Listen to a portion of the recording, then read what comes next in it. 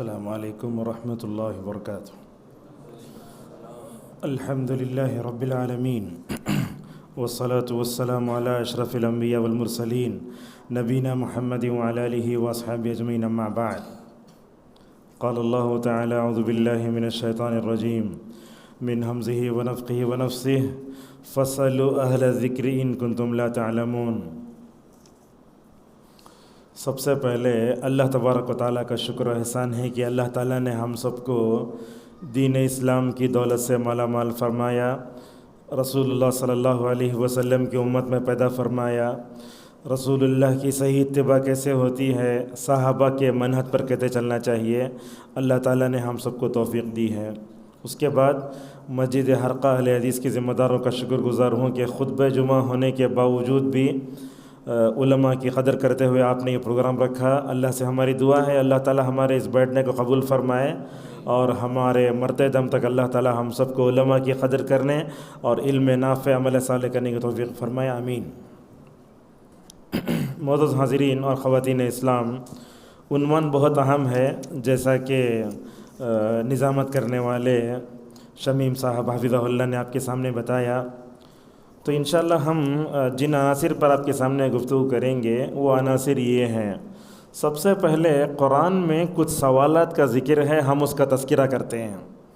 کیسا پوچھتے تھے صحابہ کرام رسول اللہ صلی اللہ علیہ وسلم سے، اور اس کے بعد آج کا ماحول ہے سوال کرو بولے تو لوگ کس سے سوال کرنا انہیں معلوم نہیں ہے، یہ سب سے بڑا مسئلہ ہے۔ کسے ملے اسے پوچھ لیتے ہیں۔ یوٹیوب میں اگر کسی کے ویوز زیادہ ہے تو اسے عالم سمجھ جاتے، اور ہمارے پاس ایک بڑی مشکل ہے، جس آدمی کا جبہ شیروانی بڑی ہے، 5000 کی گھڑی ڈال لیا، لمبی ٹوپی پہن لیا، اسے بڑا عالم سمجھ جاتے ہیں۔ یاد رکھو، عالم کو اس کے کپڑوں سے نہیں جانتے، عالم کو اس کے عمل سے پہچانا جاتا ہے۔ لہٰذا علماء کون ہوتے ہیں، ربانی علماء کون ہوتے ہیں، کس سے سوال کرنا چاہیے، یہ بھی ہمیں سب سے پہلے سیکھنے کی ضرورت ہے۔ اس کے بعد دوسری بات ہے سوال کرنے کا ادب کیا چاہیے۔ ہمارے پاس ایسا ہوتا ہے، میرے ساتھ خود ہوا، خطبہ ہو رہا ہے، خطبہ ذرا لمبا ہوا تو مسجد کا متولی کھڑا ہو گیا۔ یہ غلط ہے، طریقہ صحیح نہیں ہے، علماء کی توہین نہیں کرنا چاہیے۔ 5 منٹ بڑھ گئے تو کیا ہوا، 3 گھنٹے کی فلم دیکھنے آتا، 5 منٹ خطبہ بڑھ گیا تو کیا پریشانی ہو جاتی ہے۔ اور اسی طریقے سے یہ خواتین بھی ہیں، نوجوان بھی ہیں، علماء کون ہوتے ہیں وہ علماء پہچانتے نہیں ہیں۔ ہماری خواتین بھی کون تو بھی غیر عالم آ گیا، مسجد بھر جاتی، ربانی عالم آیا کون بھی آتا نہیں، خالی باڈی لینگویج کو دیکھتے لوگ۔ غیر علماء سے فتوے پوچھ کے ہماری امت غارت ہو گئی۔ اس کے بھی نقصانات کیا ہیں انشاءاللہ ہم آگے آپ کے سامنے بیان کریں گے۔ سب سے پہلے آیت کا ترجمہ آپ کے سامنے کرتے ہیں۔ اللہ تعالیٰ فرماتا ہے فَاسْأَلُوا أَهْلَ الذِّكْرِ إِن كُنتُمْ لَا تَعْلَمُونَ۔ اللہ نے کہا کہ تم علماء سے پوچھو اگر تم نہ جانتے ہو۔ آپ جانتے ہیں اللہ تعالیٰ نے نبیوں کا سلسلہ شروع کیا کہاں سے؟ آدم سے۔ آدم سب سے پہلے نبی ہیں، نوح علیہ السلام سب سے پہلے رسول ہیں، اور یہ سلسلہ نبوت کا کہاں جا کے ختم ہوا جناب محمد رسول اللہ صلی اللہ علیہ وسلم پر۔ اب یہ جب سلسلہ ختم ہو گیا ہے تو ایسی صورت میں انبیاء جب چلے گئے تو کس سے پوچھنا؟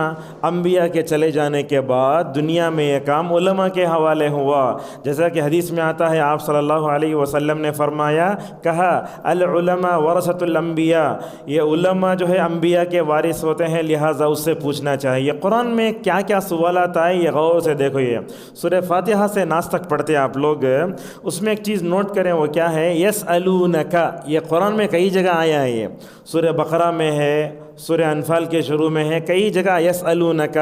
وہ یسألونک کیا ہے؟ وہ آپ سے آ کر پوچھتے ہیں۔ یہ پوچھنے والے کون ہوتے؟ اللہ تبارک و تعالیٰ نے اس کی وضاحت بھی کی ہے۔ وہ کیا ہے؟ ایک تو پوچھنے والے کفار و مشرکین کبھی آ کر پوچھتے قیامت کب ہے، کئی کو چپکے رسولوں کو پریشان کرنے۔ اچھا، نبی کے بعد جب صحابہ آ کر پوچھتے تو رسول اللہ کا انداز الگ ہوتا۔ ایک صحابی نے آ کر پوچھا، یا رسول اللہ متی الساعہ، قیامت کب ہے؟ ہمیں پوچھتے قیامت کب آتی؟ آپ نے فرمایا ماذا اعددت لها، تم نے قیامت کے لیے تیار کیا کیا ہے؟ کبھی آ کر کیا کرتے کفار و مشرکین، کبھی بولتے یہ اصحاب کہف کتنے تھے؟ سورہ کہف پڑھتے نا جمعہ کو، کتنے تھے وہ؟ 7۔ کتنے تھے وہ؟ ذوالقرنین کون؟ روح کیا؟ ایسا سوال آ کر کرتے تھے. اور ماشاءاللہ یہ تو صحابہ، یہ تو پوچھنے والے کفار اور مشرکین یہودی ہیں. صحابہ بھی نبی سے سوال کرتے تھے. یاد رکھو، کبھی بھی کوئی چیز سمجھ میں نہیں آئے تو جیسے امتحان حال میں ہمیں ٹیچر سے پوچھتے ہیں نا کیا بولنا چاہتے ہیں، یہی حال ہمارا ایسا بھی ہونا چاہیے. کیا مطلب؟ جب خطبہ سنیں، درس سنیں تو کیا کرنا؟ وقت ختم ہونے کے بعد مولوی صاحب سے بات کر لینا. مگر آج لوگوں کا بڑا عجیب حال ہے. حیدرآباد کی ایک مسجد میں خطبہ دے کر نماز پڑھا کے بیٹھا ہوں. ایک آدمی شاید پورے خطبے میں کیا کیا غلطیاں کرتے ہوں وہ دیکھ کر پکڑ رہا ہوں. آدمی ایسا بیٹھا تو دین حاصل نہیں کرتا. آ کے بولتا ہے تمہیں خطبے میں غلط بولے. کیا بولے؟ تمہیں یہ بولے کہ رسول صلی اللہ علیہ وسلم عالم الغیب ہیں، حالانکہ خطبے میں ویسی بات کوئی نہیں آئی. الحمدللہ اس وقت ریکارڈنگ تھی. ریکارڈنگ جب دوبارہ میں نے سنا تو ویسے جملہ میں نے نہیں کہا تھا. حالانکہ ایسی بات، یہ بات یاد رکھو، اگر آپ علماء کی غلطیاں پکڑنے، اور یہ بات بھی سمجھ لیجیے، عالم کوئی بشر، عالم کوئی فرشتہ نہیں ہوتا. عالم کیا ہوتا ہے؟ بشر ہوتا ہے. اس سے بھی غلطیاں ہوتی ہیں. اگر آپ غلطی پکڑنے کی نیت سے بیٹھیں گے تو علم حاصل نہیں کریں گے. حضرت عبداللہ ابن عباس رضی اللہ عنہما کے پاس ایک آدمی بیٹھا تھا شاگرد. انہیں قالی غلطیاں پکڑنے کی نیت سے بیٹھا. علماء بولے وہ ابن عباس کے علم سے نعوذ باللہ وہ محروم ہو گیا. حضرت صحابہ اکرام کے سوال کرنے کا انداز دیکھو. کبھی آ کر پوچھتے وَيَسْأَلُونَكَ عَنِ الْأَهِلَّةِ، چاند کے بارے میں پوچھتے. کبھی آ کر مال غنیمت کے بارے میں پوچھتے. يَسْأَلُونَكَ عَنِ الْأَنْفَالِ، کبھی یتیموں کے بارے میں پوچھتے، یتیموں کا مال ہم کھا سکتے کیا؟ تو اس طریقے سے ہمیں صحابہ کرام کے سوال کرنے کا انداز بھی سمجھ میں آتا ہے، اور کفار و مشرکین کیسے رسول صلی اللہ علیہ وسلم کو پریشان کرتے تھے وہ بھی سمجھ میں آتا ہے. اور یہ بات بھی یاد رکھیں، علماء سے پوچھنا چاہیے. اور یاد رکھو یہ بات، اگر ان کی بات کوئی کتاب و سنت کے موافق ہے تو لینا، اگر ان کی بات کتاب و سنت سے ٹکراتی ہے تو چھوڑ دینا چاہیے. یہی کیا یہود و نصارہ نے. کیا کیا انہوں نے؟ ایسے کیا، اپنے علماء کو حلال و حرام کا پورا حق دے دیا. انہوں جو بولے ویسا آج بھی ہیں. اللہ رحم فرمائے ہمارے علماء پہ. پیسے لے کے شریعت کو بدلتے ہیں. گائے کی قربانی کرنا نہیں کرنا. یو پی میں ایک فتویٰ دیا ایک عالم دین نے، 250 روپے لے کے فتویٰ لکھ کو دیا، لے گائے کی قربانی حرام ہے. کبھی ایسا نہیں کرنا. اللہ فرماتا اتخذوا احبارهم ورهبانهم اربابا من دون اللہ، انہوں نے تو اپنے علماء کا نعوذ باللہ رب بنا لیا. لہٰذا ہمیں علماء سے پوچھنا چاہیے، مگر ربانی جو علماء ہیں، پختہ علماء ہیں، ان سے پوچھنا چاہیے.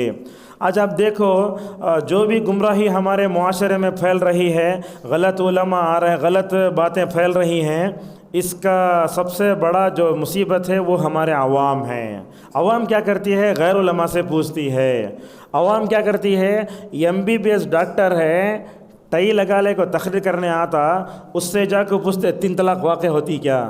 اسے ٹیبلٹ کے بارے میں پوچھو نا. جو آدمی ایڈوکیٹ ہے اس کے بارے میں، ہندوستانی قانون کے بارے میں پوچھو.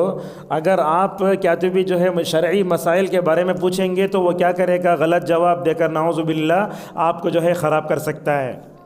یہاں ایک حدیث میں آپ کے سامنے ذکر کرتا ہوں. اللہ کی نبی صلی اللہ علیہ وسلم فرماتے ہیں قیامت کے قریب میں جاہلوں کو لوگ جو ہے بڑا بنا لیں گے. کیا کریں گے؟ فَسُئِلُوا فَأَفْتَوْا بِغَيْرِ عِلْمٍ فَأَضَلُّوا وَأَضَلُّوا، جاہلوں کو بڑا بنایا جائے گا. انہوں کیا کریں گے؟ بغیر علم کے فتویٰ دے کر خود بھی گمراہ ہوں گے، دوسروں کو بھی گمراہ کہا جائے گا. اب دیکھو اللہ کی نبی صلی اللہ علیہ وسلم بھی ایسے تھے. اگر آپ کو آپ کے سامنے غور سنیے بات یہ، آپ صلی اللہ علیہ وسلم کا مسئلہ کیسے تھا؟ اللہ کے نبی کو اگر کوئی چیز معلوم نہیں ہوتی تو بولتے انتظار کرو. چند مثالیں دیتا ہوں میں آپ کے سامنے. زہار کا مسئلہ 28ویں پارے میں حضرت خولہ رضی اللہ عنہ آ کر کہتے ہیں یا رسول اللہ میرے شوہر بوڑھے ہیں، ان کا نام ہے اوس ابن صامت. انہوں کیا بولے؟ اے خولہ تم میرے ماں کی پیٹھ کی طرح ہے. جاہلیت میں ایسا بولے تو وہ طلاق واقع ہو جاتی. اب انہوں کیا سمجھے؟ میں بھی بڈھی ہوں، میرا شوہر بھی بڈھا ہے، اگر ہمیں دونوں الگ ہو گئے تو کیا ہوگا؟ یہ پہلا واقعہ تھا اسلامی مملکت کا، اسلامی حکومت کا. وہ فوراً دوڑی آئی رسول صلی اللہ علیہ وسلم سے بولے یا رسول اللہ میرے شوہر مجھے بول رہے ہیں تو میرے ماں کی پیٹھ کی طرح ہے. ماں کا مذاق کرے جیسا ہوا نا یہ. اللہ کی نبی صلی اللہ علیہ وسلم کو سمجھ میں نہیں آیا. اللہ کی نبی نے فرمایا خولا ذرا آسمان سے آنے کے لیے وحی کا انتظار کرو. حضرت عائشہ رضی اللہ عنہ فرماتی ہیں میں نے دیکھا اللہ کے نبی اندر کمرے میں بیٹھے ہیں, خولا باہر ہے, اللہ کے نبی سے کون کی باتیں کرے سکا ہوا, وہ کیا وہ وحی آئی سو وہ. اللہ فرماتا ہے قد سمع اللہ قول التی تجادلک فی زوجہا وتشتکی الی اللہ. اللہ فرماتا ہے اے نبی ایک عورت آ کر آپ سے بحث کری نا, اللہ سن لیا, اور اللہ تبارک و تعالیٰ سے کہ نبی صلی اللہ علیہ وسلم شکایت جو کر رہی ہے وہ شکایت بھی سن لی ہے. اس طرح اور ایک قصہ آیا سورہ نور میں, آپ دیکھیں گے حضرت ہلال ابن امیہ رضی اللہ عنہ ایک صحابی ہیں, انہوں نے اپنے بیوی کے ساتھ کسی اور ایک اجنبی عورت کو, اجنبی مرد کو زنا کرتے ہوئے دیکھا. سمجھ میں آ رہا ہے؟ ہلال ابن امیہ نے اپنی بیوی کے ساتھ یہ غیر مرد کو دیکھا, فوراً رسول اللہ کے پاس بھاگ کر آئے, کہے یا رسول اللہ اس مسئلے کا حل کیا ہے؟ اللہ کی نبی نے فرمایا ہلال یہ اسلامی شریعت کا پہلا مسئلہ ہے, مجھے بھی نہیں معلوم, آسمان سے آنے والی وحی کا انتظار کرو. یہ دو مثالیں ہوئیں. اور ایک مثال دیکھو, ایسا تھا صحابہ میں سے ایک صحابی تھے جن کا نام تھا حضرت مرثد الغنوی رضی اللہ عنہ.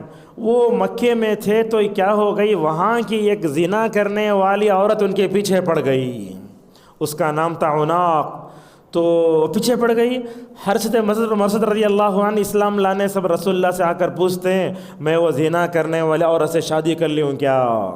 تو اللہ کے نبی صلی اللہ علیہ وسلم نے ان سے کہا مرثد یہ ایسا مسئلہ ہے اس بارے میں مجھے علم نہیں ہے, لہٰذا آسمان سے آنے والی وحی کا انتظار کرو. سورہ نور کی آیتیں اتریں, اس میں بتایا گیا کہ جو زنا کرنے والی عورت ہے اس سے زنا کرنے والا مرد ہی شادی کرے گا. آج بھی آپ دیکھتے ہیں فلمی ہیرو کیا کرتا, اپنے جیسے دین بیزار لوگوں کو پسند کرتا, اور اس طریقے سے کھلاڑی رہتے انہیں بھی کھلاڑی سے شادی کرتا, اور جیسے دیندار رہتی دیندار گھرانے میں جاتے, جو لوگ مالدار ہوتے ہائی فائی گھر میں جا کے وہ لوگ نعوذ باللہ شادی کرتے ہیں. اللہ نے آیتیں اتاری. تو اس سے معلوم ہوا لعان کا مسئلہ ہو, زہار کا مسئلہ ہو, کوئی بات بھی ہوتی تو ماشاءاللہ کیا کرتے, اللہ کے نبی انتظار کرتے, آسمان سے آنے والے وحی کی روشنی میں ماشاءاللہ رسول اللہ صلی اللہ علیہ وسلم مکمل طور پر سمجھاتے تھے. اچھا صحابہ اکرام کے اندر بھی ہم دیکھتے ہیں حضرت انس کے پاس آ کر سوال کرتے, حالانکہ حضرت انس کون خادم رسول ہیں, اللہ کے نبی کے گھر میں ماشاءاللہ 10 سال تک خدمت کرے, ان کا علم کتنا بہترین رہا ہوگا.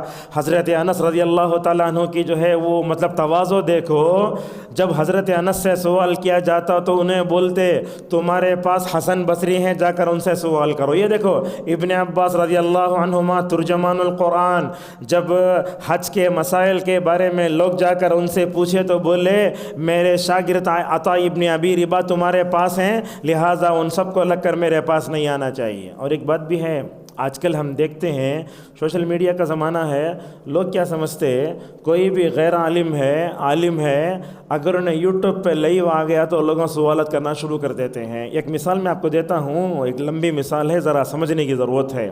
امام مالک کو آپ جانتے ہیں, مالکی مذہب کے فاؤنڈر اللہ کے نبی نے ایک حدیث میں کہا ایک وقت وہ آئے گا مدینے میں بڑا عالم ہوگا, آس پاس کے سارے لوگ اونٹوں پر سوار ہو کر ماشاءاللہ ان سے علم حاصل کرنے آئیں گے.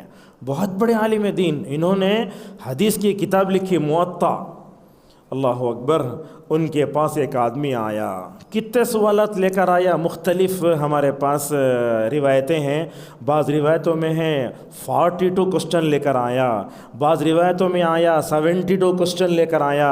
آ کر امام مالک سے پوچھتا ہے, امام مالک کیا بولے, ایک سوال بولے جواب بول ڈالے, اور ایک سوال بولے جواب بول ڈالے. اس کے بعد مسائل پوچھا, امام مالک نے کہا مجھے معلوم نہیں ہے. تو وہ آدمی کہنے لگا اے امام مالک اتنا دور سے آیا میں, میرے گھر میرے قوم والے لوگ سب مجھے تمہارے پاس بھیجے, کیا بولوں میں؟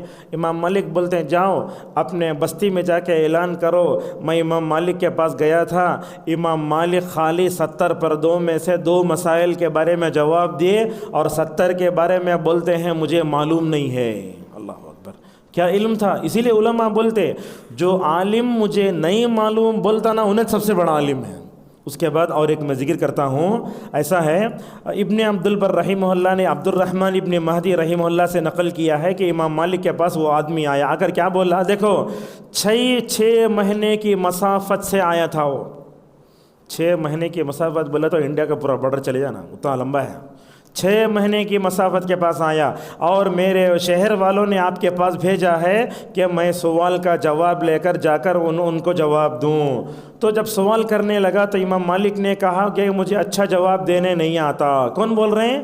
حدیث لکھنے والے امام مالک، ہزاروں حدیث کے حافظ، حالانکہ امام شافعی رحمہ اللہ کے بھی استاد انہوں۔ اچھا جواب دینا نہیں آتا مجھے، جا کر کیا بولوں؟ بولے تقول نعم قال مالک لا احسن، جا کر بولو دیکھو امام مالک کو اچھا جواب دینے نہیں آتا۔ لہٰذا معلوم ہوتا ہے رسول صلی اللہ علیہ وسلم کے زمانے میں، آپ کے بعد کے زمانے میں کوئی بھی آدمی سے سوال کیا جاتا ہے، لوگ ڈرتے تھے جواب دینے سے پہلے۔ کیوں؟ اس لیے کہ صحیح جواب دے گا تو کوئی بات نہیں ہوگی، اگر غلط جواب دیں گے تو اللہ تبارک و تعالیٰ کے پاس جو ہے کیا کرنا پڑے گا؟ آدمی کو کھڑنا پڑے گا۔ علی رضی اللہ عنہ اسی لیے کہتے ہیں اگر کسی آدمی سے پوچھا گیا اگر اسے معلوم نہیں تو واللہ اعلم بولنا، اللہ بہتر جانتا ہے۔ 2 مثالیں میں آپ کے سامنے دیتا ہوں۔ ترمذی کا درس چل رہا ہے، حج کے ایام ہے، یہ مسجد نبوی کا آنکھوں دیکھا حال میں آپ کے سامنے بول رہا ہوں۔ ترمذی کا درس چل رہا ہے، کتاب الحج پڑھا رہے ہیں عبد المحسن عباد حفظہ اللہ۔ جیسے ہی عرب میں کیا ہوتا، یہ تقریریں جو ہوتی یہاں ون وے ہے پورا، میں بولوں آپ سننا اٹھ کے چل جانا، ویسا نہیں رہتا عرب میں۔ عرب میں کیا ہوتا، 1 گھنٹے کا پروگرام رکھے تو 40 منٹ درس رکھو، 20 منٹ سوالات جوابات کے لیے سیشن رہتا۔ ایسا ماحول میں انشاءاللہ اگر یہاں پیدا ہوا، ہر درس میں ویسا رکھو آپ۔ آخر کے 10 منٹ میں کہتے سوالات تھا تو مرد ایسے ہی پوچھتے، عورتیں لکھ کے بھیجتے۔ تو میں گزر رہا تھا وہاں درس میں تھا تو حج کے مسائل کے بارے میں ایک سوال پوچھا گیا عبد المحسن عباد حفظہ اللہ سے، جو الحمدللہ 60 سے 70 سال سے درس دے رہے ہیں اور پورے حدیث ان کو یاد ہیں، اور حدیث کے کسی راوی کے بارے میں پوچھو ماشاءاللہ فوراً بولتے ہیں، انسائکلوپیڈیا انہوں کسی مسئلے کے بارے میں بولتا تو صاحب بولتے لا ادری، مجھے معلوم نہیں ہے۔ ایسا چھوٹا ربانی عالم۔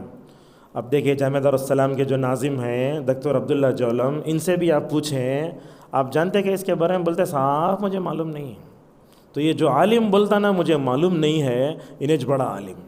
ہمارے عوام کی بات کیا ہے، اگر کون تو بھی عالم 1 مرتبہ نہیں معلوم بولیا، اس مسجد میں اس کا آخری درس سنے، ارے جاہل اسے بلاؤ نا۔ ایسا نہیں کرنا چاہیے، جو آدمی نہیں بولتا نا وہی سب سے بڑا عالم ہے۔ لہٰذا اس طریقے سے ہمیں عوام سے میں درخواست کروں گا کہ عالم کو نہیں آتا بولنے کا موقع دو آپ، تاکہ وہ ماشاءاللہ آگے چل کر مکمل طور پر یہ کرے۔ اور یہ بات بھی ہے، علماء بھی کئی طرح کے ہوتے ہیں۔ بعض علماء ہوتے ہیں ربانی علماء۔ ربانی علماء کا مطلب کیا ہوتا ہے؟ ماشاءاللہ امت کی بڑی بہترین تربیت کرتے ہیں۔ مجھے اس وقت علامہ بن باز رحمہ اللہ کی بات یاد آتی ہے۔ علامہ بن باز رحمہ اللہ اندھے تھے نا، جانتے نا آپ، اندھے تھے، اور جو ہے وہ مطلب مفتی مملکہ تھے، کئی سال کیا تھے ماشاءاللہ مفتی مملکہ تھے۔ تو ان سے ان کے شاگرد پوچھتے ہیں شیخ آپ دنیا گھومے نہیں مگر ماشاءاللہ دنیا میں آپ کے علم کا ڈنکا بجتانا کیا سبب ہے؟ پوچھنے والا 8 مرتبہ پوچھا۔ شیخ بن باز کیا کیے؟ مجھے نہیں معلوم نہیں سنے سکا کریں، لیکن وہ شیخ کے جو شاگرد تھے انہوں نے خاص طور پوچھے شیخ آپ دنیا گھومے نہیں، سعودی عرب کے علاوہ کہیں بھی باہر نہیں گئے وہ، حالانکہ دوسرے علماء گھومتے رہتے۔ شیخ نے آخر میں ایک بات یہ کہی، شاید میں سمجھتا ہوں میری مقبولیت کے ہو سکتا ہے 2 سبب ہیں۔ ایک سبب تو یہ ہے دنیا کے ہر مسلمان کے لیے میرا دل پاک ہے، یہ بہت بڑی چیز ہے۔ یہ آدمی اپنا دل پاک رکھے، یہ تو ماشاءاللہ ربانی علماء کی مشان ہوتی ہے۔ وہ کسی بھی عالم کو گرا ہوا نہیں دیکھتے، بلکہ اپنے سے چھوٹے علماء کو دیکھتے ہیں، ماشاءاللہ ان کی کیا کرتے ہیں، ہمت افزائی کرتے ہیں۔ دوسرا انہوں نے کہا، بن باز رحمہ اللہ کہتے ہیں بات اصل میں یہ ہے، میں اللہ سے دعا کرتا ہوں اے اللہ میرے علم کو دنیا کے کونے کونے میں پہنچا دے، اور دنیا کے بولتے تھے امت مسلمہ کا ہر مسلمان میرے علم سے فائدہ اٹھائے۔ شاید اللہ کو یہ میری دونوں چیزیں پسند آ گئی ہوں، اور اسی لیے ہو سکتا ہے انہوں اللہ تعالیٰ میرے علم کو ماشاءاللہ دنیا میں بھیر دیا۔ اور علماء کی یہ قسم ہوتی ہے درباری علماء۔ درباری علماء کون ہوتے ہیں؟ جو اپنے امراء کو، جو اپنے جو ہے ذمہ داروں کو خوش کرنے کے لیے غلط کو بھی حق بولتے ہیں، حق کو بھی غلط بولتے ہیں، غلط کو بھی صحیح، صحیح کو بھی غلط بولتے ہیں۔ اور اسی طریقے سے بعض علماء ایسے ہوتے ہیں جو کچھ پڑھ لیتے ہیں، بیچ میں مدرسے سے نکل جاتے ہیں اور اپنے آپ کو بڑا سمجھ جاتے ہیں۔ اور ایک بات بھی یاد رکھو آپ، ایک بات میرے درس کی بہت اہم ہے، یاد رکھو ہر خطیب کا عالم ہونا ضروری نہیں ہے۔ سمجھ رہے ہیں آپ لوگ؟ ہر خطیب کا عالم ہونا ضروری نہیں ہے، مگر ہر عالم خطیب ہوتا ہے۔ تو آپ ہماری مسجدوں میں جو خطبہ دینے آتے وہ مکمل عالم ہو تو آپ ان سے سوال کر سکتے، انہیں آدھا پڑھا چھوڑ دلیا، ششم تک پڑھا، سوم تک پڑھا، اگر انہیں خطبہ دینے آئے تو اسے سوال مت کرو ہمارے پاس ہوتا کیا ہے۔ جو اچھی خطیب سمجھ جاتے لوگ اسے جو ہے اچھا عالم بھی سمجھ جاتے۔ کتنے ایسے لوگ ہیں خطبہ دینے آتے نعوذ باللہ لوگوں کو گمراہ کر کے چلے جاتے ہیں۔ ابھی قریب میں ایک ویڈیو ہم نے سنا، ایک عالم بول رہے ہیں، کیا بول رہے ہیں وہ ویڈیو میں بول رہے ہیں یہ بتوں کے سامنے جھکنے والا کافر نہیں ہوتا، اللہ کو جھٹنے والا بھی کافر، اللہ کو جھٹلانے والا بھی کافر، حدیث پر عمل نہیں کرنے والا بھی کافر۔ سکر دیکھ رہا بھی ہے، حدیث پر عمل کرنے والا کافر نہیں ہوتا، وہ انکار کیوں کر رہا ہے وہ دیکھنا چاہیے۔ لہٰذا خطیب کا عالم ہونا ضروری نہیں ہے، مگر ہر عالم خطیب ہوتا ہے۔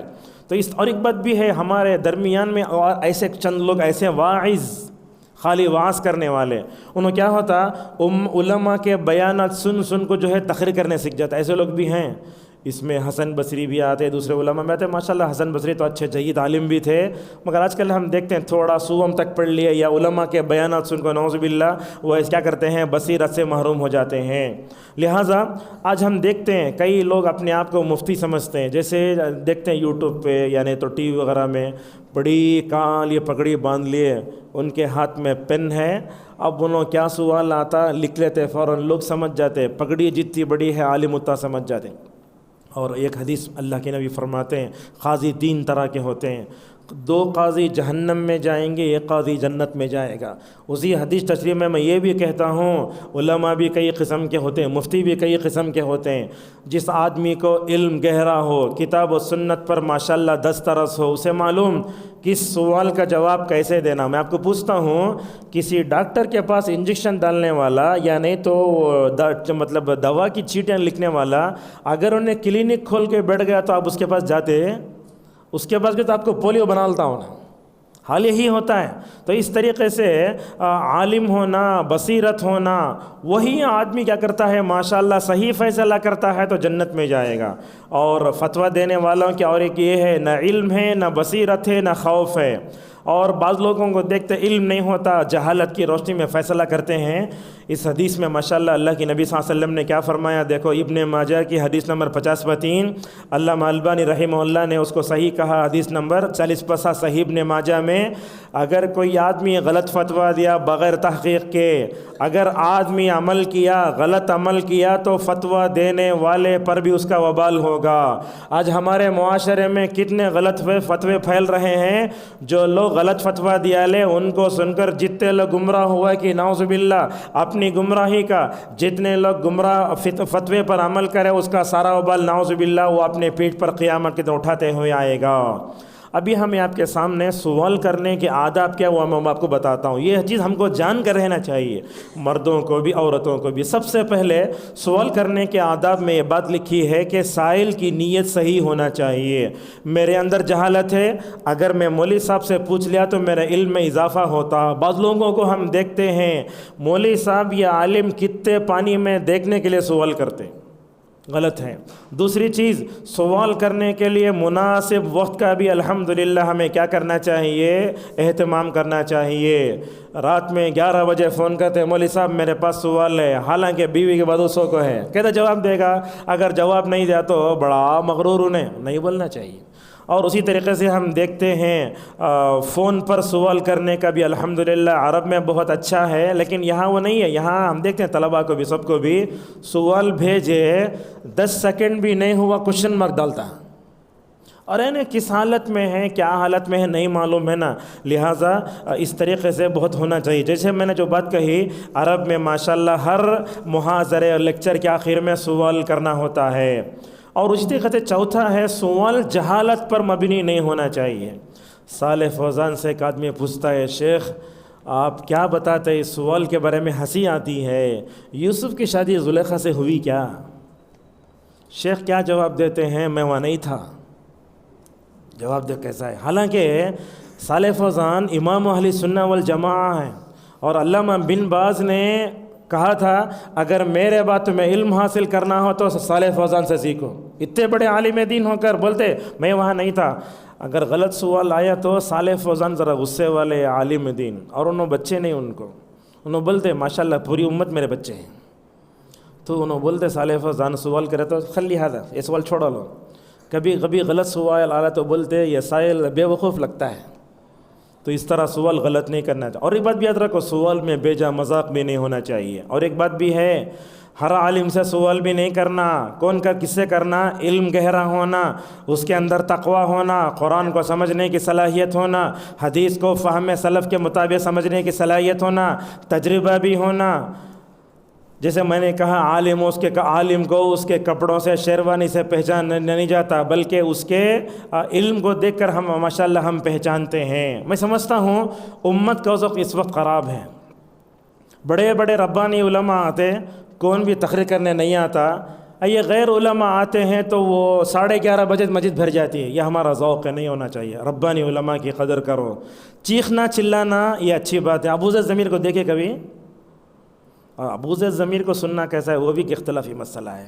جب لوگ غیر علماء کے بات ان کو بھی کھینچ کر لے آتے ہیں، نہیں آنا چاہیے. ابو ذر ضمیر حفظہ اللہ کے بارے میں وصی اللہ ابا سے سوال کیا گیا تو انہوں نے کہا، میں نے ان کی تقریریں سنی ہیں، ماشاءاللہ آپ ان سے علم سے لے سکتے ہیں. اور ایک بات بھی ہے، سوال جو واقع نہ ہو وہ نہیں کرنا چاہیے. کیسا مسئلہ، کوئی ایسا مسئلہ ہو ایسا نہیں کرنا چاہیے. کیسے بولنا؟ ساری دنیا کہیں کو مسلمان نہیں ہوتی، غلط سوال ہے، نہیں کرنا چاہیے. اور اسی طریقے سے جو خیر ہے اسی کے بارے میں سوال کرنا چاہیے. اب یہ بات یاد رکھو، عالم سے عزت کے ساتھ سوال کرو. سوال کا صیغہ بھی صحیح ہونا. کیسا ہونا؟ محمد بن محمد المختار الشنقیطی حفظہ اللہ سے ایک آدمی پوچھتا ہے، ما رأیکم فی هذه المسئلہ، اس مسئلے میں آپ کی رائے کیا ہے؟ محمد بن محمد المختار الشنقیطی کون بولے تو اس وقت کبار علماء میں سے ہیں. شیخ شادی نہیں کرے اپنی ماں کے ساتھ حسن سلوک کرنے کے واسطے. اللہ اکبر. جب مدینے میں درس ہوتا ہے نا، مدینے کے پورے فلیٹیں فل ہو جاتی ہیں. بہت بڑے عالم دین. اس مسئلے میں آپ کی رائے کیا ہے؟ اس میں مجلس میں تھا، میں جمعرات کے دن مدینہ میں درس ہوتا ان کا. الحمدللہ جامعہ اسلامیہ کے وائس چانسلر بھی ان کے درس میں بیٹھتے ہیں. الحمدللہ اتنی بڑی شخصیت. تو پوچھے اس مسئلے میں آپ کی رائے کیا ہے؟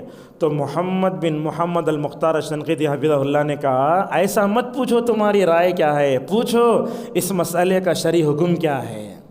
کہ حدیث کا مسئلے کا، یہ احادیث جو قرآن و حدیث جو ہوتا ہے، ہماری شریعت کا تعلق رائے سے نہیں ہے، ہماری شریعت کا تعلق قرآن سے ہے، ہماری شریعت کا تعلق حدیث سے ہے. اس وقت مجھے وہ علی رضی اللہ عنہ کا قول یاد آتا ہے، اللہ کے نبی کو میں نے ساق کے اوپر مسح کرتے ہوئے دیکھا. عقل یہ بتاتی ہے کہ نیچے مسح کیا جائے. کیوں؟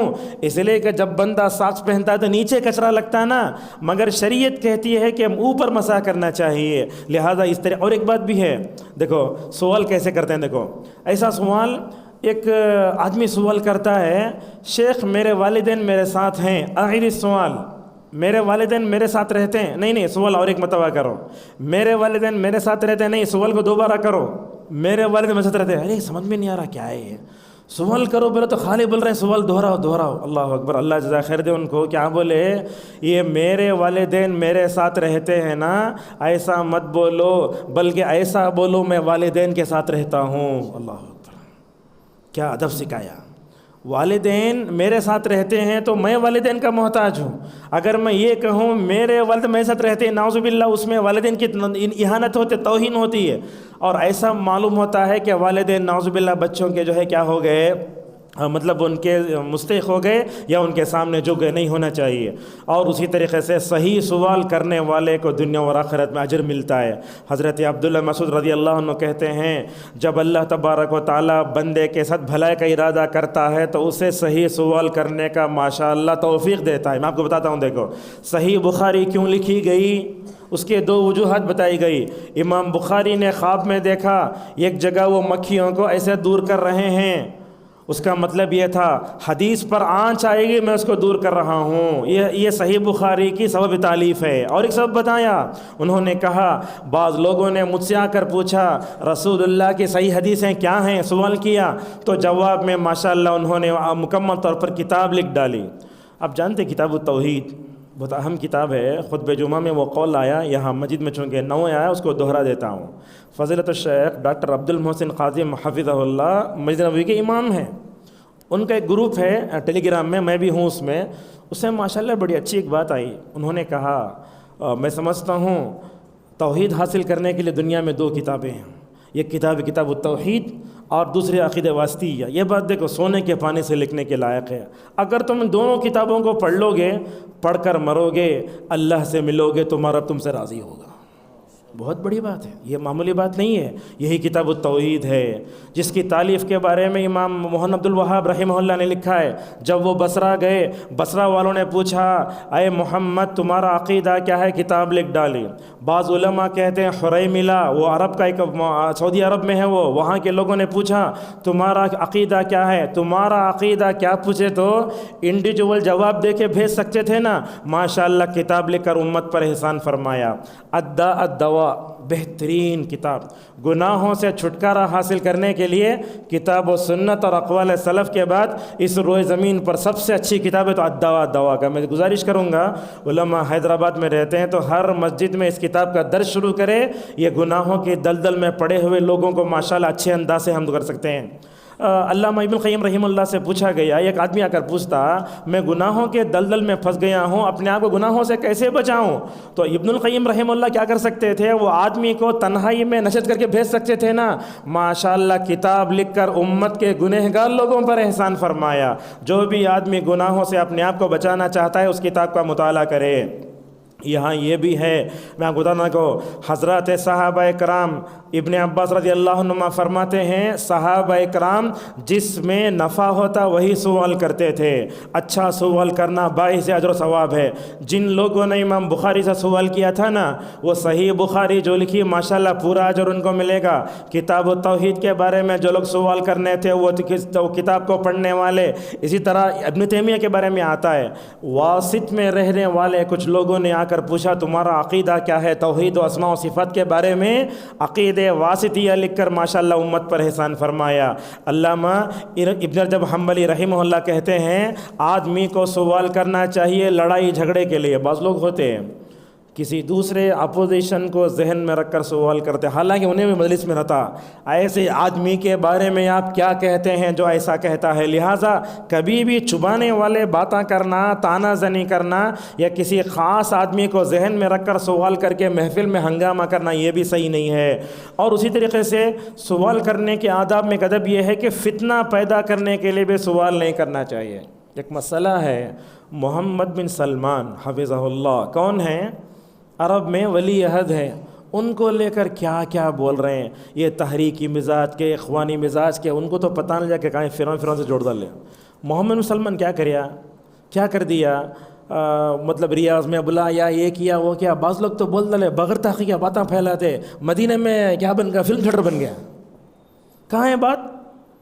توحید پر رہنے والی حکومت، دنیا میں خیر پھیلانے والی حکومت کو ایسا نشانہ بناتے لوگ، جیسے ہی نیوز آئی فوراً جو ہے فوراً فون کریے، مجھے تو مدینے میں کامی و باتش نہیں ہے۔ لہٰذا غلط چیزوں میں، سیاسی سوالات میں، عالم اسلام میں محمد بن سلمان کون؟ ایک حاکم ہے، اس کے خلاف اتنا بولتے نا، سلفی منہج تو یہ بتاتا ہے کہ ہم ان کی ہدایت کے لیے دعا کریں۔ کون دنیا میں ہدایت کے لیے دعا کرتا ہے؟ غلط چیز آ گئی تو نعوذ باللہ پھیلانے کے لیے آتا ہے، اور اچھا سوال بھی کرنا چاہیے۔ میمون بن مہران رحمہ اللہ کہتے ہیں اچھا سوال کرنا یہ اصل میں آدمی کے ذہین ہونے کی علامت ہے۔ نووی رحمہ اللہ کہتے ہیں سوال کرنے والے کے اندر نرمی ہونا چاہیے۔ بعض لوگوں کو سوال کرنے کا طریقہ معلوم نہیں ہوتا، غلط انداز سوال کرتے، نہیں ہونا چاہیے۔ اور اس طریقے سے عالم کو بھی چاہیے کہ وہ سوال کرنے والے کو برداشت کرے۔ اقرا بن حابس رضی اللہ عنہ قریے کے رہنے والے آ کر بولے یا رسول اللہ ہر سال حج کرنا کیا؟ آپ نے کہا لو قلت نعم لوجبت، اگر میں وہ کہ بول رہا تم نہ ہر سال حج کرنا پڑے گا۔ آپ نے اس کے بعد کہا لوگو بغیر سبب کے اگر سوال کرو گے، زیادہ سوال کرو گے، اس سے پہلے امتیں ایسے ہی ہلاک ہوئی ہیں۔ بکر ابو زید رحمہ اللہ کہتے ہیں آدمی سچ بولے اور اچھے انداز سے سوال کرے۔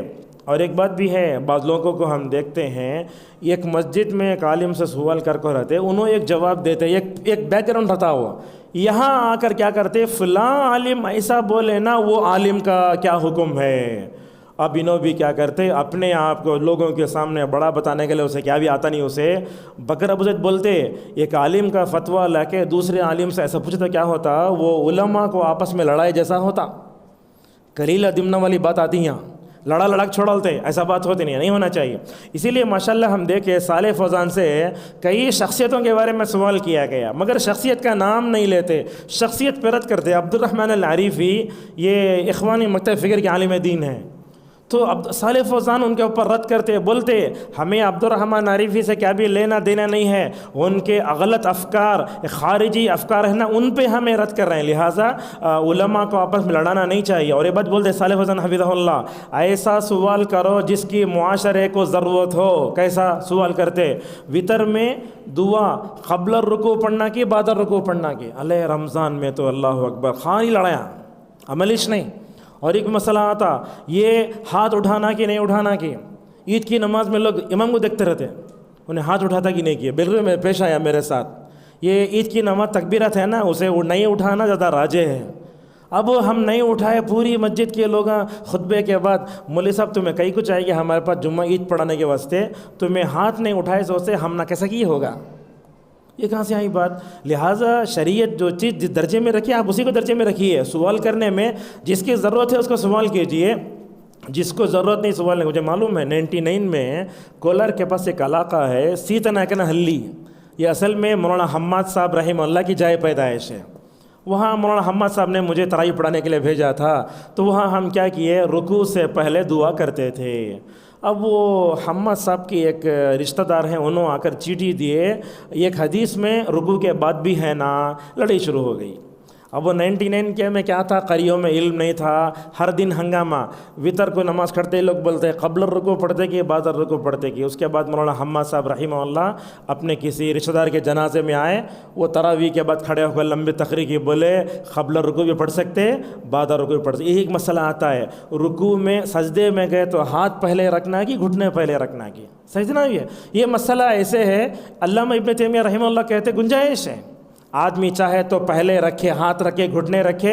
اچھا دبلا آدمی تو کیا رکھتا، پیر رکھتا، ہاتھ رکھتا. موڑا آدمی کیا کرے گا، مشکل ہو جائے گی اسے. لہذا شریعت نے جس میں گنجائش دی اس کو رکھنا چاہیے، اور جس چیز کی ضرورت ہے اسی کے بارے میں الحمدللہ سوال کرنا چاہیے. غلط سوالات کرنے کے بارے میں کیا ہوتا ہے، دیکھو حضرت عمر رضی اللہ عنہ سے آ کر ایک آدمی غلط سوال کرنے لگا. وہ شاید والذاریات ذروا کے بارے میں پوچھا، اس کا جواب دینے سے پہلے پوچھا والحاملات وقرا کا معنی کیا، فالجاریات یسرا کا معنی کیا. حضرت عمر کو اتنا غصہ آیا، اس کے پورے بال نکال کر کے مدینے کے باہر بھیج ڈالے. 1 سال تک اس کو کوڑے بھی مارا، جیسا کہ صالح فوزان بولتے ہیں. اور اسی طریقے سے یہ بات بھی یاد رکھو، مدرسے سے فارغ ہونے والے نئے نئے طلبہ آتے نا، اس بارے میں ہمارے لوگ بھی بڑی بڑی غلطیاں کرتے. مسجد کے ذمہ دار وہ کیا ہوتا، کسی شہر میں ایک سینئر عالم ہوتا ہے، وہی تجربے کار ہوتا ہے، نیا فارغ ہوا تو اسے نہیں جھاڑو اچھا جھاڑتی، بلکہ اگر آپ اسے لے کر ایک سینئر عالم پر اگر فوقیت دے تو یہ بات غلط ہو جاتی ہے. لہٰذا نئے نئے فارغین، نئے نئے طلبہ ہوتے نا، ان کو بھی مفتی نہیں بنانا چاہیے، اس لیے کہ اگر وہ بغیر تجربے کے جواب دیں گے تو غلط ہوگا. اور ایک بات بھی ہے، جو سوال پہلے آتا اس کو مقدم کرنا چاہیے. عرب میں کیا ہوتا، سوالات ہوتے رہتے، چیٹیاں آتے، کیا کرتا، جو اہم ہے وہ پہلے رکھ لیتا، جو صحیح ہے اس کو رکھتا، اور غیر ضروری سوال کو اس کو چھوڑ دیتا. اب لوگ کیا کیا پوچھتے ہیں، دیکھو امام احمد سے لوگ جا کے پوچھے گئے تھے یاجوج ماجوج مسلمان ہی کیا، غلط سوال ہے نا یہ. اور اسی طریقے سے یہ بات بھی ہے، سب کو ہنسانے والا سوال بھی نہیں کرنا. آج ایسا بھی ہے، لوگ فکر آخرت کے عنوان پر لوگوں کو ہنساتے ہیں، بلکہ جو خطیب زیادہ ہنساتا وہ مسجد 11:30 بجے فل ہو جاتی. ربانی عالم دین کو غور سے نہیں سنتے. ابن شبرمہ کے پاس ایک آدمی آتا ہے، انہیں آ کر جو ہے ایک لمبا سوال کرتا ہے، تو ابن شبرمہ نے ایک شرط لگائی. کیا شرط لگائی، یاد رکھو، اگر تم ایسا سوال کرو گے جس کی وجہ سے سارے سامعین ہنسے، ایسا سوال نہیں کرنا، اگر یہ شرط ہے تو سوال کرو. اور اسی طریقے سے یہ بات بھی رکھو، اگر آپ کا پرسنل مسئلہ ہے تو سب کے سامنے جا کے نہیں پوچھنا، الگ سے پوچھ لو. کیسا، ماشاءاللہ حضرت علی رضی اللہ عنہ کے اندر کیا حیاتی دیکھو. حضرت علی رضی اللہ عنہ کو شرمگاہ سے بار بار مزی نکلنے کی شکایت تھی. کن کو، علی رضی اللہ عنہ کو. حالانکہ حضرت علی اللہ کے نبی صلی اللہ علیہ وسلم کے پاس پلے بڑے، بچپن سے وہاں تھے، شادی بھی کر لی حضرت علی رضی اللہ عنہ کی فاطمہ سے. چاہتے تو ڈائریکٹ اپنے چچازاد بھائی، اپنے سسر سے پوچھ سکتے تھے، مگر علامہ ابن قیم رحمہ اللہ کہتے ہیں حیا کی 10 قسمیں ہوتی. ہوتی ہیں، اس میں قسم یہ ہے حضرت علی رضی اللہ عنہ نے ڈائریکٹ نہیں پوچھا، بلکہ مقداد ابن اسود کو بھیجا، جاؤ جا کر اس کے بارے میں مسئلہ پوچھو۔ اور ایک بات بھی ہے، جب عالم بیٹھا ہوا ہوتا ہے اس وقت پوچھنا چاہیے۔ بعض لوگ ایسا کرتے ہیں، جاتے رہتے پوچھتے، اس کے ہاتھ میں بیگ ہے۔ اب بعض ایسے ہوتے ہیں مارکیٹ میں مل کے علماء سے سوال کرتے ہیں، یہ بات بھی غلط ہے۔ اور ایک بات بھی ہے، ایک ساتھ دو آدمی سوال نہیں کرنا، جس کو سوال کرنا ہے اچھے انداز سے کھڑے ہو کے سوال کرو۔ اور یہ بات بھی یاد رکھو، سوال کا جواب نہ دینے پر غصہ بھی نہیں ہونا۔ ایک آدمی جو ہے میرے سے وہ ایک دلیل مانگ رہے تھے، میرے ساتھ جو بے ادبی ہوئی میں آپ کو بتاتا ہوں۔ دیکھو میں کیا کہا، یہ خطبے میں جمعہ کے دن آپ خطبے کے لیے جتنا آگے جاتے اللہ تعالیٰ جنت میں آپ کو اتنا آگے بھیجتا۔ یہ بات صحیح ہے، ابن مسعود رضی اللہ عنہ کی حدیث ہے، جمعہ میں جتنا آپ آگے جاتے اللہ تعالیٰ کے دیدار کی جب مجلس جو ہے جنت میں جمے گی نا، اللہ آپ کو آگے بھیجے گا۔ یہ بات صحیح ہے۔ انہوں میرے سے کیا دلیل پوچھے، ہمارے پاس امتحانات چل رہے تھے، 6 تاریخ ختم ہوئے ہیں۔ میں بولا امتحانات چل رہے ہیں، ختم ہونے کے بعد فوراً پوچھے شیخ آپ کے پاس وقت ہے کیا دلیل دینے کے واسطے؟ اب میں دلیل نہیں جا تو پوچھتے ہیں تمہیں صحیح بھی عالم کی نہ کسی شیخ کے پاس بیٹھ کر عالم ہوگی سکی، تمہیں بے ادبی ایسے ہو رہی ہے۔ اور ایک بات بھی یاد رکھو، صالح فوزان حفظہ اللہ ایک بات بولتے، عوام کا جو کام ہے حکم معلوم کرنا، دلیل جاننے کی ضرورت آپ کو نہیں ہے۔ دلیل اگر ہمیں دے ڈالے، حدیث نمبر دے ڈالے، انہیں کروم میں جا کے نعوذ باللہ جو ہے کیا کرتا، وہ ادھر ادھر کے وہ کون ہے اسماعیل کون ہے پاکستان کا مرزا، ادھر ادھر جا کے ان کے پاس جا کے خارجی افکار نظریات سے لا کے نعوذ باللہ پورا دماغ خراب کرتا۔ لہٰذا میں آپ سے پوچھتا ہوں، عالم سے جا کر حدیث نمبر مت پوچھو، یہ حدیث صحیح ہے ضعیف مت پوچھو۔ قال صالح فوزان بولتے عوام کا کام ہے کہ ان کو دلیل جاننا چاہیے، صحیح ہے ضعیف ہے یہ علماء جانتے ہیں۔ اور ایک بات بھی ہے، جواب نہ دینے پر آدمی کو صبر کرنا چاہیے۔ دیکھو سعد بن ناصر شذری حفظہ اللہ کبار علماء میں سے وہ فرماتے ہیں، دیکھو بڑا اچھی بات، اگر کسی کو سوال کرنا ہے علماء کے مجلس میں جا کر بیٹھو، وہاں علم بھی ہوتا ہے، عالم آرام سے بیٹھ کر فتویٰ دیتا ہے۔ اگر دوسرے اوقات میں سوال کرنا ہے سوال کرو، مگر کسی بھی عالم کو حرج میں ڈالنا نہیں چاہیے۔ کوئی آدمی گاڑی چلا رہا ہے، انہیں جو ہے کس میں ہے سگنل پہ ہے، مولوی صاحب اس کا کیا حکم ہے، اگر انہوں نے کاٹ دلو بولتے بڑا مغرور ہے بے عالم یہ ہے، دیکھو غلط انداز سوال کرتے ہیں۔ لہٰذا علماء کی بھی اپنی ضرورتیں ہوتی ہیں، لہٰذا رات میں 12:15 بجے کال آتا، واٹس ایپ کال، غلط ہے۔ اور دیکھو ایک بات آپ کو بتاتا ہوں، کبھی بھی صحابہ رسول اللہ سے راستے میں سوال نہیں کرتے تھے، ادب سے بیٹھے تھے، اللہ کے نبی پوچھتے تھے۔ اسی ادب کہاں معلوم ہوتا ہے، وہ بنو تمیم کے کچھ لوگ اے محمد اے محمد اے محمد نکلو گھر سے نکلو گھر سے، گھر کے باہر آ کر کھڑے ہو گئے۔ اللہ نے کہا وَلَوْ أَنَّهُمْ صَبَرُوا حَتَّى تَخْرُجَ إِلَيْهِمْ، اگر صبر کرتے تو ماشاءاللہ اللہ کے نبی خود نکل کر ان کو بتاتے۔ لہٰذا علماء کو غلط اوقات میں سوال کر کے پریشان نہیں کر۔ اور ایک بات بھی ہے، مشقت میں ڈالنے والا سوال نہیں کرنا چاہیے۔ گھوڑ پھوڑ کھانے کا کیا حکم ہے، مینڈک کھا سکتے کی مگرمچھ کھا سکتے کیا سوالہ ہیں بھی، یہ سمجھ میں نہیں آتا۔ کپورا کھا سکتے کی گائے کا، اس میں 10 چیزیں حرام ہیں نا، ایسا سوالا۔ ابن حزم رحمہ اللہ کہتے ہیں جو لوگ مشقت کرنے والے سوال کرتے ہیں ان کے اندر 2 علامتیں ہوتی ہیں، بیکار باتیں کرنا ان کی علامت ہوتی ہے اور ان کے اندر عقل نہیں ہوتی۔ اور بولتے علماء کسی سوال کا جواب نہ ملے تو اس پر اصرار بھی نہیں کرنا چاہیے۔ بعض مرتبہ کیا ہوتا ہے، وہ سوال کا جواب دے تو ان کو معلوم رہتا یہ ہنگامہ ہوتا، وہ عالم کہہ رہتے خاموش ہوتے، بولو بولو، نہیں بولنا چاہیے۔ اور اس سے سوال واضح ہونا کیسے کرنا، اور اسی طریقے سے سائل کو برداشت بھی کرنا چاہیے۔ ایک 5 منٹ میں انشاءاللہ اپنی گفتگو سمیٹ لیتے ہیں۔ غیر علماء سے سوال کرے تو کیا ہوتا آپ سن لیجئے۔ سب سے پہلے غیر علماء سے سوال کرنے کی وجہ سے علماء کی توہین ہوتی ہے۔ دوسرا یہ ہے غیر علماء سے سوال کرنے سے ہر طرح کی گمراہی آتی ہے۔ تیسرا یہ ہے غلط جوابات ہمارے معاشرے میں پھیلتے ہیں۔ ذاکر نائک سے پوچھا گیا چہرے کا پردہ ہے کیا، نہیں کر کو بول ڈالے، کتنے عورتیں ان کے فتوے سن کو اپنے چہرے کا پردہ نکال لیا۔ اللہ تعالیٰ ہدایت دے کیرلا کی عورتوں کو۔ امام شافی کے پاس چہرے کا پردہ نہیں ہے بولے تو وہ پورے کیرلا کی عورتیں چہرہ کھلا رکھ لو پھرتے ہیں۔ امام شافی کی طرف اس قول کی مضبوط نہیں ہے، لہٰذا۔ اور دیکھو غلط جوابات سے کیا ہوتا ہے، ابھی ڈاکٹر ذاکر نائک پاکستان گئے، اس وقت انہوں نے نعوذ باللہ پتہ نہیں کیا کیا جوابیں دے دے۔ انہوں بول ڈالے ہر مومن جنت میں اپنے رب کو، ہر مومن جنت میں اللہ کو نہیں دیکھتا۔ کیا ڈیری ہوتے کہتے اس طرح کی ایسے باتیں بہت آتی ہیں، اور غیر علماء سے سوال کرنے سے اسلام کی غلط ترجمانی ہوتی ہے۔ اب وہ ریکارڈ نہیں ہوا تو الگ بات ہے، وہ اپلوڈ کر کو جب ڈالتے نا، وہ کیا ہوتا، نفسانی خواہشات کے پیچھے بھاگنے والے نعوذ باللہ ان جیسے فتووں سے نعوذ باللہ گمراہ ہو جاتے ہیں۔ اور ایک بات بھی ہے، یہ غلط فتووں سے، یہ غیر علماء سے پوچھنے کی وجہ سے لوگوں کے لیے گمراہی کا دروازہ ہم کھول کے چھوڑ دیتے ہیں۔ اور ایک بات بھی ہے، یہ غلط علماء سے پوچھنے سے ہوتا کیا، لوگوں کو رخصتیں مل جاتی ہیں، غلط فتوے آتے ہیں۔ ایک عالم دین بولے ایک داڑھی اگر ایک مجھ سے بڑھ گئی تو کاٹ سکتے، ابن عمر کاٹے نا، ابو ہریرہ کاٹے نا، دیکھو کیسا ہے۔ اور ایک بات بھی ہے، غیر علماء سے ہونے کی وجہ سے انسان نفسانی خواہشات کا غلام بن جاتا ہے۔ آپ جانتے ہیں اخوانی عالم دین یوسف القرضاوی رحمہ اللہ قطر میں رہتے تھے، انہوں نے اپنی کتاب حلال و حرام میں لکھو ہیں میوزک 10 شرطوں کے ساتھ جائز ہے۔ اسی لیے علامہ البانی رحمہ اللہ نے اس کتاب کو دیکھا تو کیا کرے، کتاب میں حدیث کی تخریج کرے، سب سے بڑا کام۔ اور یہ الحلال والحرام جو کتاب ہے نا، اپنے موضوع کی اچھی کتاب ہے، صالح فوزان کے اوپر ماشاءاللہ وہ پوری کتاب پڑھی گئی، اس کتاب میں جو جو غلطیاں ماشاءاللہ نکل ڈالے۔ اب وہ کتاب ماشاءاللہ اہل حدیث مکتب فکر سے چھپتی ہے، اس کے اندر 2 چیزیں ہیں، علامہ البانی کی تخریج بھی اور صالح فوزان کی تعلیقات بھی، یہ دونوں کے ساتھ وہ کتاب پڑھے تو صحیح ہے، ان دونوں کے بغیر اگر آپ کتاب پڑھیں گے نعوذ باللہ گمراہ ہو جائیں گے۔ میوزک جائز ہے کیا؟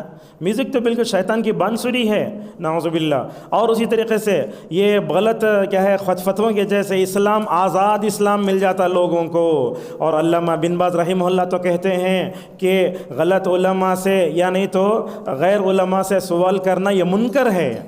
اللہ فرمایا بے شک میرے رب نے حرام کیا ہے فواحش کو، ساتھ میں ملا کر کہا تم اللہ پر وہ بات بولو جو اللہ نے نہیں کہی ہے۔ غیر عالم کیا کرتا، قرآن کو اپنی عقل کے بل بوتے پر سمجھنے کی کوشش کرتا ہے۔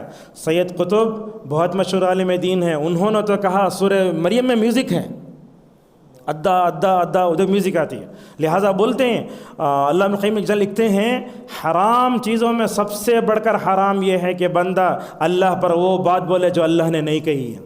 کتنے ایسے لوگ ہیں جن کو قرآن کی آیت بھی نہیں معلوم، حدیث کا مفہوم بھی نہیں معلوم، نعوذ باللہ شیطان کی طرف جا کر نعوذ باللہ غلط باتیں کرتے ہیں۔ اور اسی طریقے سے اللہ نے کہا فَاسْأَلُوا أَهْلَ الذِّكْرِ، اس آیت کی تفسیر میں علامہ بن باز رحمہ اللہ نے کہا پوچھنا کس سے چاہیے، دیکھ لو جسے قرآن کی آیتوں کا گہرا علم ہو، جسے حدیث کا گہرا علم ہو، جس کو ماشاءاللہ منہج سلف موجود ہو، اسی کے پاس پوچھنا چاہیے۔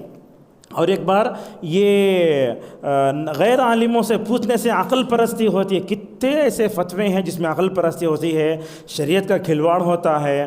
یہ غیر علماء کے فتاوی جیسے ہماری شریعت میں کھلواڑ ہوتا ہے، دین کے مزاج کے خلاف ہے، ترجیحات کے خلاف، اللہ اور اس کے رسول صلی اللہ علیہ وسلم کے خلاف جھوٹ بولے جیسا 5 منٹ میں اپنی گفتگو سمیٹ لیتے ہیں۔ عرب کی فتویٰ کمیٹی کے بارے میں آپ کو کچھ باتیں بتاتا ہوں۔ عرب میں جانتے ہیں نا ماشاءاللہ وہاں مفتی بننا بولے تو محمد ابن عبد الوہاب رحمہ اللہ کے خاندان سے چھونا، اسے بولتے آل الشیخ، لیکن علامہ بن باز رحمہ اللہ اس سے مستثنا ہے۔ اللہ تعالیٰ نے بصارت چھین لی تھی مگر عالم بڑے اچھے تھے۔ لقمان سلفی رحمہ اللہ ہمیشہ ان کا کامچ وہ خالی بیٹھ کے ہزاروں کتابیں ان کو پڑھ کے سنانا، بہت بہترین عالم دین۔ مفتی بنے، علامہ بن باز کے مفتی بننے سے پہلے کیا تھا، وہاں وہ حنبلی مسلک تھا، کوئی بھی فتویٰ آتا حنبلی مسلک کی روشنی میں فتویٰ دیتے۔ اللہ جزا خیر دے، اللہ تعالیٰ ان کی خبر کو نور سے بھر دے، کتنا اچھا کام کیا۔ دیکھو سعودی عرب کی فتویٰ کمیٹی جو فتویٰ نکلتا حنبلی مسلک سے نکال کر کے ماشاءاللہ کتاب و سنت کی شاہراہ پر ڈالا علامہ بن باز رحمہ اللہ نے، اور یہ کام بڑے اچھے انداز سے کیا۔ حنبلی مسلک رائج ہے سعودی حکومت میں، ڈائریکٹ کتاب و سنت لاؤ بولے تو بڑی مشکل ہوتی نا، اللہ اکبر۔ یہ طریقہ کیسا ہے دیکھو، کیا بولے شروع میں کتاب و سنت کی روشنی میں فیصلہ کرے تو لوگ نہیں مانیں گے، اس لیے کیا ایسا کرو کتاب و سنت کی روشنی میں بھی ہے اور ایک روایت امام احمد کی طرف سے بھی ہے، اللہ اکبر۔ اس طریقے سے اگر بولو بڑا اچھا ہوگا۔ مجھے ایک استاد پڑھاتے تھے عبداللہ الصالح حفظہ اللہ، فقہ پڑھاتے تھے۔ ایک افریقی طالب علم کھڑا ہوا، شیخ ہمارے افریقہ میں مالکی مذہب بہت ہے، اب یہاں ہم پڑھتے ہیں جا کر کے وہاں کتاب و سنت کے بارے میں بات بولے تو انہوں نہیں مانتے نا کیا کرنا. اللہ جزا خیر دے, زندہ ہے نہیں معلوم, تقریباً 17 سال ہو گئے جامعہ اسلامیہ سے فارغ ہونے کے بعد. تو شیخ بولے اصل میں ایسا کرو, کتاب و سنت کی بات ان کے سامنے رکھو. مالکی مذہب میں کون کتاب و سنت کے مطابق رائے رکھتا ہے, ساتھ میں ان کا نام بھی ماشاءاللہ ذکر کر دو. لہٰذا علامہ بن باز رحمہ اللہ نے سعودی عرب کی فتویٰ کمیٹی کتاب و سنت جو بہت بڑا کارنامہ. اور ایک بات بھی دیکھو, لوگ کیا بولتے معلوم ہے, مکے مدینے میں خطبہ ہوتا سو حکومت لکھ کو دیتی پڑھتے کرو بولتے ہیں. اماموں پر کتنا بڑا الزام ہے, یہ غلط ہے. یہ آپ حق سے دشمنی کرو, مگر ائمہ حرمین اپنے وقت کے اولیاء ہیں, یہ اللہ تعالیٰ ان کو چنتا ہے. ان کے خلاف اگر تم منہ کھولے گے, یاد رکھو اللہ تعالیٰ ان سے جنگ کرنے میں تیار ہو سکتا ہے. من عادى لي وليا فقد آذنته بالحرب. خطبہ لکھتے امام, لیکن چک ہوتا ہے وہ بات الگ ہے. اس میں عالم دین صالح الحیدان حفظہ اللہ وہ بولتے ہیں 33 سال ماشاء اللہ میں عرب میں ریاض میں قضا کا کام کیا ہوں. ایک وقت بھی حکومت ہمیں فیصلے میں ایسا کرو نہیں بولی. یہ بہت بڑی چیز ہے. حکومت کبھی دخل اندازی نہیں کرتی, علماء کو پوری مکمل طور پر ہوتی ہے. لہٰذا فتویٰ کمیٹی عرب کی بہت اچھی ہے, بڑے بہترین انداز سے ماشاءاللہ فیصلہ کرتی ہے.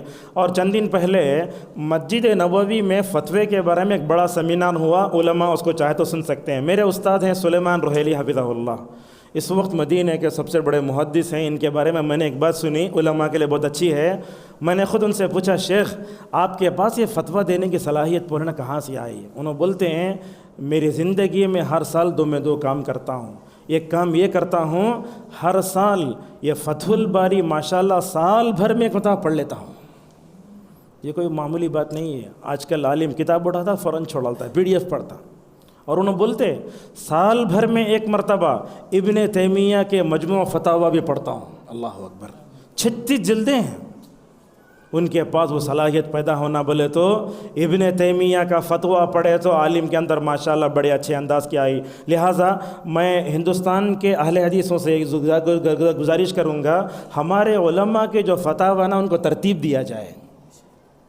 ماشاءاللہ اللہ جزا خیر دے, دکتور فضل الرحمن مدنی رحمہ اللہ کے فرزند احمد, وہ شاید قصیم میں پڑھ رہے ہیں اب حفظہ اللہ, انہوں نے ماشاءاللہ اپنے باپ کے کتاب کے جو ہے فتویٰ کو ترتیب دیا نعمت المنان کے نام سے, وہ چھپ رہی ہے. اور جامعہ دارالسلام عمر آباد کے بھی جو ہے عبد الواجد رحمانی رحمہ اللہ کی فتاوی بھی مکمل طور پر جمی ہوئی ہے. ثناء اللہ امرتسری کے, داؤد راز کے, جتنے ماشاءاللہ ہمارے سلفی علماء ہیں نا, ان تمام علماء کے فتاوے کو اگر ترتیب دے, ہمیں فتوے میں سلفی منہج ماشاءاللہ اچھی طریقے سے سمجھ میں آتا ہے. یہاں خواتین سے 1-2 باتیں کر اپنی بات کو ختم کر لیتے ہیں. خواتین سے گزارش ہے, ہر عالم سے فتویٰ مت پوچھو. ہمارے پاس ہوتا کیا ہے, جو بھی باڈی لینگویج اچھا بولتا اسے لوگ پسند کرتے. یہ مجھے کہاں سے ملا, یہ ہمارے پاس جو غیر علماء ہیں نا, ان کی تقریروں کے نیچے جو کمنٹ آتے ہیں وہ کمنٹ کرنے والی اکثر عورتیں ہوتی ہیں, میں نے دیکھا ہے. لہٰذا نام لے کر بولنا مجھے پسند نہیں ہے. جو ایڈوکیٹ ہے, جو MBBS کا ڈاکٹر ہے, ان لوگوں سے فتویٰ پوچھنا نہیں چاہیے. اور ایک بات بھی ہے, عورت فتویٰ پوچھتی ہے تو فتویٰ پوچھنے میں حیا بھی ہونا چاہیے. یہ کہاں ہے, رسول اکرم صلی اللہ علیہ وسلم کے ایک صحابی آ کر پوچھتی ہیں, یا رسول اللہ حیض اسے بولتے, استحاضہ اسے بولتے, یہ نفاس اسے بولتے. اللہ کے نبی جب سمجھا رہے اس کا رنگ ایسا ہوتا, وہ عورت سمجھتی نہیں ہے. اللہ کے نبی کو حیا آ گئی. آپ نے فرمایا اگر تمہیں اس بارے میں معلوم کرنا ہے تو کیا کرو, میری بیوی ام المؤمنین ام سلمہ و عائشہ رضی اللہ عنہا ہیں, ان سے جا کر مکمل طور پر یہ کرو. تو اس طریقے سے ہمیں یہ باتیں سمجھ میں آئیں. بہرحال جمعہ خطبہ ہونے کے باوجود بھی میں نے اپنے علم کے مطابق جو ہے باتیں جمع کی تھی وہ آپ کے سامنے کہیں. میرے درس کا خلاصہ یہ ہے, اللہ تبارک و تعالیٰ نے قرآن میں خود سوالوں کا ذکر کیا ہے. حضرات صحابہ کرام نبی سے سوال کیسے کرتے تھے.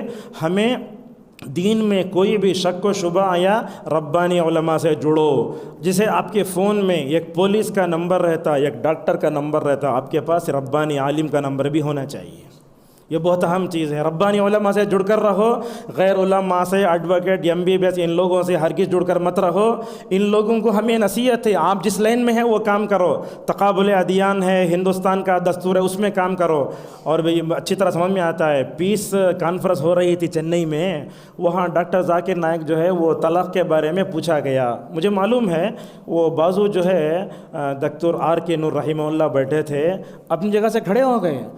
ذاکر نائک آپ کا یہ موقف نہیں ہے، آپ کا میدان نہیں ہے، لہٰذا طلاق کے بارے میں آپ سوال کا جواب نہ دیں، فوراً بیٹھ گئے۔ ہاں ہم دیکھتے ہیں لوگ بولتے ہیں مکروہ کسے تو ڈبل حرام کو بولتے ہیں، ایسے فتوے بھی ہیں، لہٰذا غیر علماء کے فتوے پڑھو بھی نہ کو، سنو بھی نہ کو۔ اور ہمارے مردوں کی بھی گزارش ہے کہ اپنی عورتوں کو صحیح ربانی علماء سے جوڑ کر رکھو۔ اسی بات پر اپنی بات کو ختم کرتا ہوں، وقت زیادہ ہو گیا۔ اللہ تبارک و تعالیٰ سے ہماری دعا ہے اللہ تعالیٰ ہم سب کو ربانی علماء سے جڑ کر رہنے کی توفیق عطا فرمائے۔ اللہ تعالیٰ ہم سب کو حق کو سمجھنے اور باطل کا ڈٹ کر مقابلہ کرنے کی توفیق عطا فرمائے۔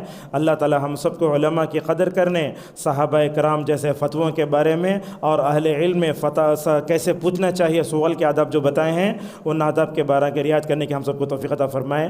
میں اللہ کے شکر کے بعد مسجد حق اہل حدیث حیدرآباد کے ذمہ داروں کا شکر ادا کرتا ہوں۔ اللہ تعالی ہم سب کو جیسے یہاں جمع فرمائے، اللہ تعالی جنت الفردوس میں ہم سب کو جمع فرمائے، آمین۔ وآخر دعوانا الحمد للہ رب العالمین۔